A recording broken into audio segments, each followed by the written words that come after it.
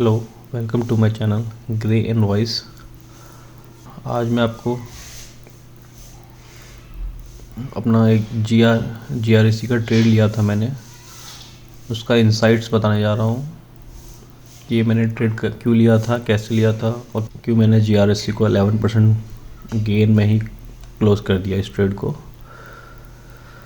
जैसा कि आप देख रहे हैं, जीआरएससी का स्टॉक है डेली टाइम फ्रेम का और ये इसका वीकली है।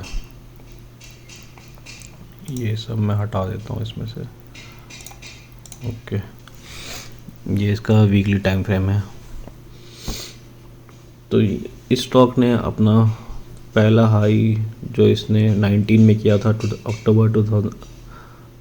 अक्टूबर 2019 में इसको यहाँ ब्रेक किया था, लेकिन वॉल्यूम्स नहीं थे तो सस्टेन नहीं कर पाया।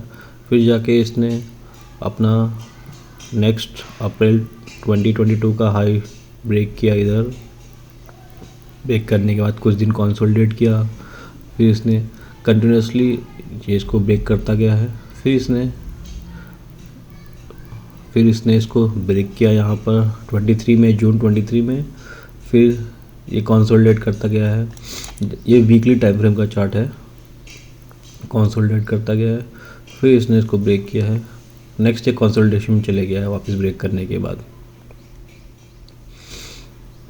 तो मैंने इस पर ट्रेड लिया था। ये ब्रेकआउट होने के बाद, ब्रेकआउट होके जब ये रिट्रेस कर रहा था तब मैंने इसमें ट्रेड लिया था। चलो डेली टाइम फ्रेम में आते हैं। डेली टाइम फ्रेम में जैसे ये चार्ट देख लो, जैसे डेली टाइम फ्रेम का चार्ट है अभी। इसमें मैंने ट्रेड का डिसाइड किया था जब ये इस कंसोलिडेशन को ब्रेकआउट करेगा, लेकिन ये 2 दिन में ही इतना फास्ट हो गया। कम से इसने गेन दे दिया 2 दिन में ही, अराउंड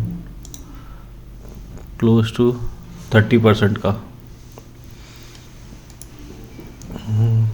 और उसके बाद इसने फिर यहाँ एक ड्रॉप आया था, तो फिर मैंने सोचा कि मैं इसको रिट्रेसमेंट में लूँगा जब ये रिट्रेस करेगा। तो कुछ टाइम ये जब यहाँ पर अपना टॉप करने का जब रिट्रेस हुआ यहाँ पर, तो क्लोज टू मेरा जो ब्रेकआउट लाइन था उसके आसपास ये रिट्रेस कर रहा था।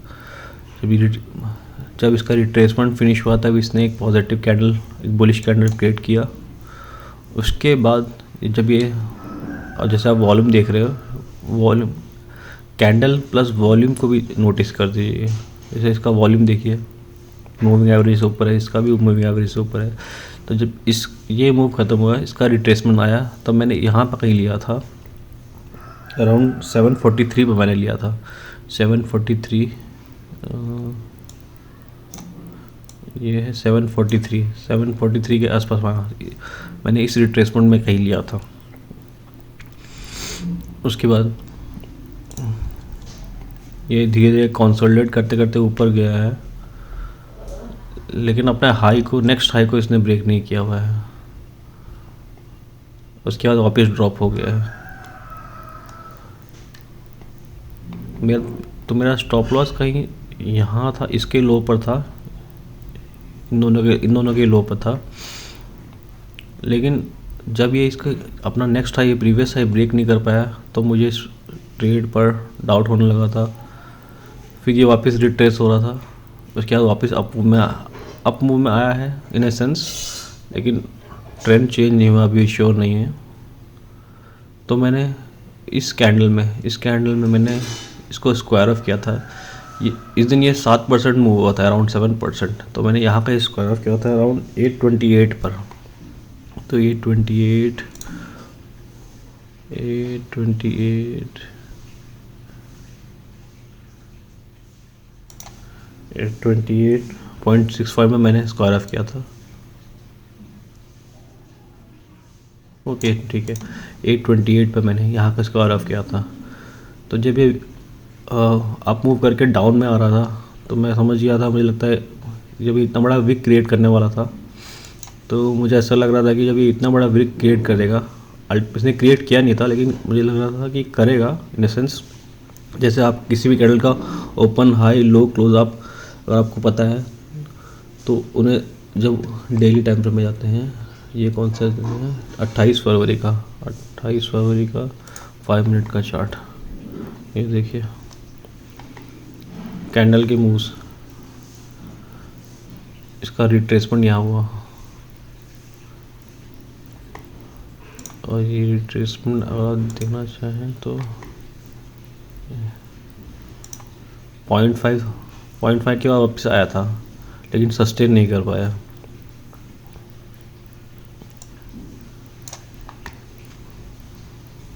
पॉइंट फाइव टच किया इसने, लेकिन वही सस्टेन नहीं हुआ, वापस नीचे आ गया। तो मैंने क्लोज टू यहाँ पर जब भी दोबारा नीचे आ रहा था तो मैंने इसको स्क्वायर ऑफ कर दिया।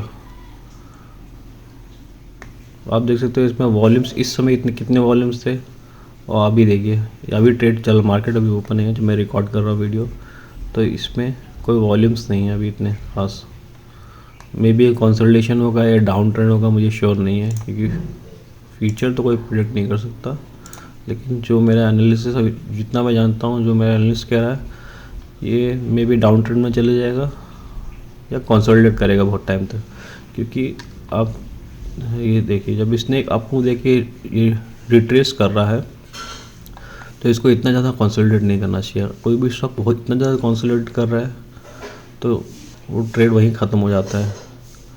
अब वीकली टाइम फ्रेम में देखेंगे तो इसने बहुत वीक कंसोलिडेट किया है। समझिए मान लीजिए मैंने यहाँ पे लिया था और 1 2 3 4 5 6 7 8 9 10 11 12 weeks consolidation, it's too much.